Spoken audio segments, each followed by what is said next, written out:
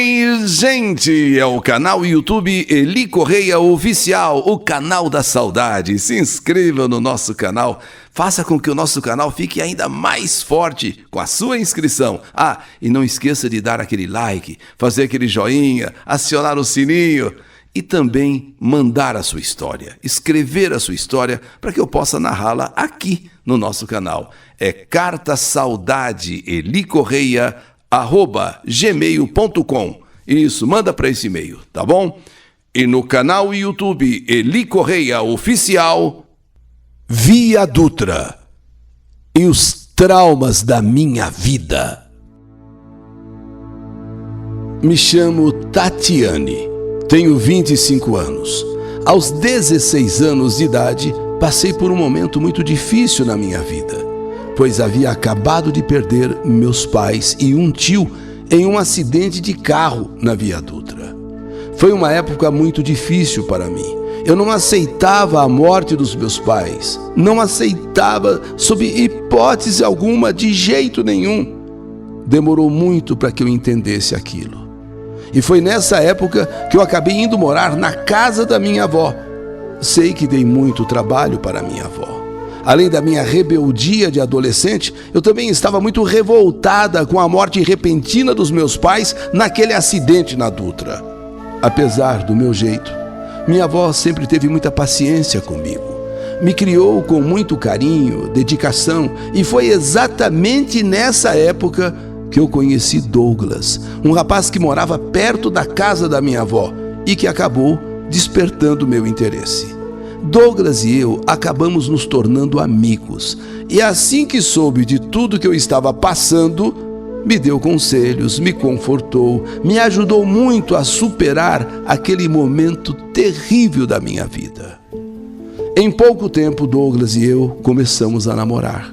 Minha avó ficou muito feliz com o nosso namoro, ela já conhecia Douglas.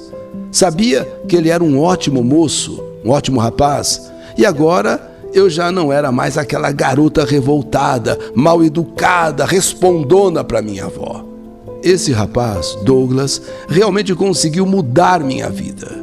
E assim que eu completei 18 anos, Douglas começou a planejar de ficarmos noivos.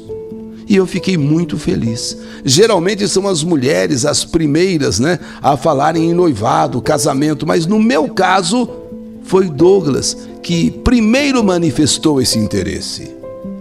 Acabamos nos tornando noivos. Fizemos uma pequena festa, bem simples mesmo, pois Douglas me disse que a partir de agora queria economizar para que pudéssemos achar uma casa para alugar, mobiliar e assim que estivesse pronto, a gente se casar. Começamos então a procurar por um imóvel, ou uma casinha, ou um apartamento.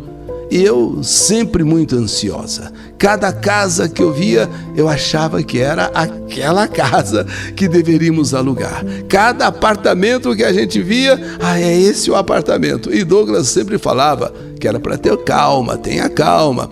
A gente deve olhar outras antes de fecharmos negócio. Finalmente encontramos um pequeno apartamento no Tatuapé.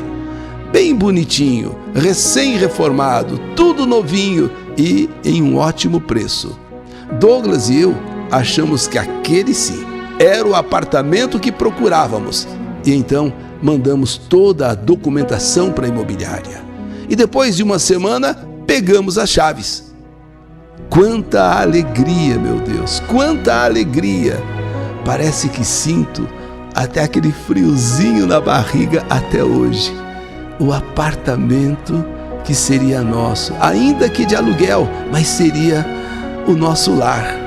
Agora Douglas estava decidido a vender o seu carro. Com o dinheiro do carro, poderíamos mobiliar o apartamento. Ele não queria comprar nada assim, a prestação, fazer dívida. E como tinha um carro do ano, nessa época, resolveu vendê-lo e comprar tudo à vista. Nesse meio tempo, marcamos a data do nosso casamento apenas no civil, pois se fizéssemos um casamento completo, com igreja, festa, sairia muito caro. Então, nós vamos nos casar, porém só no civil, por enquanto. Depois, um dia, quando der, a gente casa na igreja. Não demorou muito E Douglas então vendeu o carro. Agora era só escolher a mobília, irmos numa loja e pronto, nós mudaríamos. A pessoa que comprou o carro de Douglas morava em Guarulhos. E essa pessoa pediu para que Douglas levasse o carro até a casa dele. Era uma tarde de sábado. Meu noivo ainda pediu que eu fosse com ele levar o carro. Mas só de pensar em que teria de pegar a Via Dutra, eu já recordava do acidente dos meus pais. Um dia, quem sabe, eu pudesse voltar a pegar a Via Dutra, mas ainda não estava preparada, ainda não estava pronta. Só de imaginar a Dutra e ali a vida dos meus pais, não, eu prefiro ficar, amor, vai lá você sozinho, entrega o carro, eu vou ficar aqui te esperando. Douglas então disse que iria sozinho, mas que não demoraria para voltar, pois nesse dia estávamos pintando o nosso apartamento. Douglas se despediu de mim e foi levar o carro para a casa do comprador lá em Guarulhos. Já fazia mais de 3 horas que Douglas havia saído. Aqui do Tatuapé não demora muito para chegar em Guarulhos, ainda mais num sábado. Se bem que trânsito tem todo dia, mas geralmente num sábado é mais calmo. Então já fazia mais de 3 horas que ele saiu para levar o carro e ainda não voltou. Eu comecei a ficar preocupada. Eu ligava sem parar no celular dele e só dava a caixa postal, só dava a caixa postal, só dava a caixa postal. Eu tinha o endereço do comprador do carro de Douglas, eu tinha o endereço, mas não tinha o telefone. Resolvi esperar um pouco. Talvez eu estivesse apenas assustada, sabe aquela coisa de ficar pensando, preocupada, pois cada vez que se falava na Via Dutra, eu já ficava toda arrepiada. E o fato dele ter ido para Guarulhos pela Dutra, isso estava me deixando, mas isso era coisa da minha cabeça, eu pensei, deve ser coisa da minha cabeça, é o trauma que eu tenho da Dutra. Esperei mais 1h30 e nada de Douglas chegar. Aí eu já estava achando que alguma coisa realmente aconteceu. Não, isso não deve ser só preocupação minha, não. Isso não deve ser só coisa da minha cabeça, não. Alguma coisa aconteceu. Ele falou que voltaria logo. Nós estamos pintando o apartamento. Liguei para a casa dos pais de Douglas. Falei com o irmão dele sobre o que estava acontecendo. E então Renato, irmão de Douglas, passou em casa, me pegou e, queira ou não, fomos para Guarulhos pela Via Dutra. Quando entramos na Via Dutra, as lembranças daquele acidente que matou os meus pais e meus tios, a lembrança daquele acidente veio na hora na minha memória. Sabe, como se fosse um filme, ver ali o carro dos meus pais, ver ali os meus tios. Olha, eu sinceramente, passar naquela estrada era uma tristeza, era um verdadeiro desafio. E pouco antes de chegarmos a Guarulhos, o trânsito parou. Ainda tem isso, sabe? Os congestionamentos da Dutra. E começamos a andar lentamente. Lá na frente, já de longe, vimos viaturas da polícia rodoviária, alguns carros e bombeiros. E não sei o que me deu nessa hora. Eu só sei que eu abri a porta do carro em que eu estava com meu cunhado, o Renato, e saí correndo em direção àquelas viaturas. Saí correndo, ainda o meu cunhado disse, espera aí, calma, você está indo onde? Espera aí um pouquinho, calma Tatiane, calma. Não quis saber, eu saí correndo. Eu nem senti cansaço, nada. Saí correndo.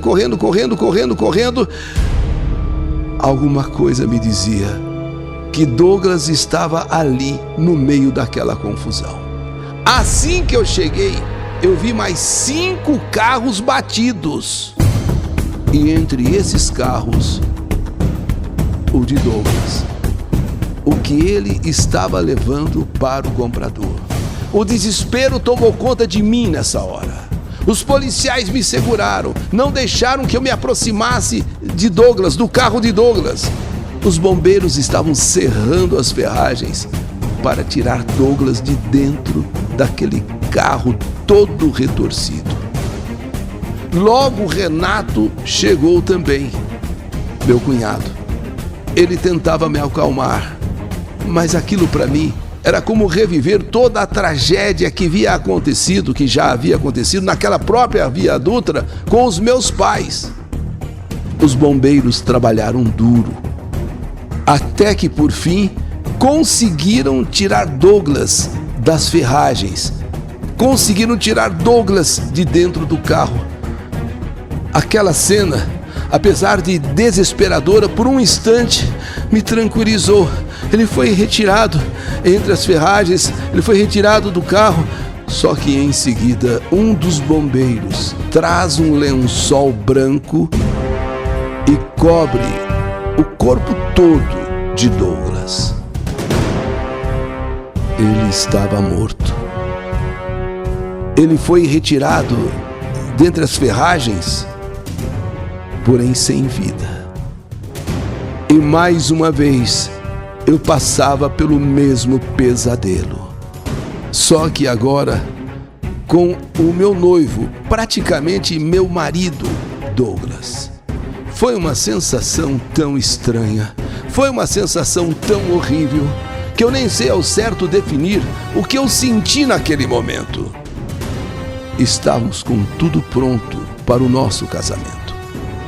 Faltavam apenas os móveis que iriam ser comprados com o dinheiro desse carro que ele estava indo entregar para o comprador. Com esse dinheiro, nós iríamos comprar os móveis, montaríamos o apartamento completo e aí iríamos morar.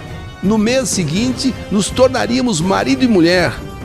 Tudo se acabou mais uma vez em minha vida.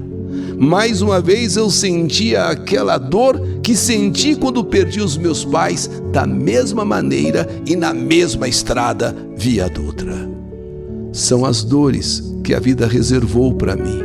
São as dores que me traumatizaram. Dores que me marcaram e me marcarão para o resto da minha vida. Duas coincidências, dois desastres, duas tragédias, uma envolvendo os meus pais e tios, e a outra envolvendo praticamente meu marido, Douglas. E essas duas tragédias na Via Dutra. Essa é a minha história. História que a vida escreveu. Que saudade de você! Via Dutra e os traumas da minha vida. História do canal YouTube Eli Correia Oficial.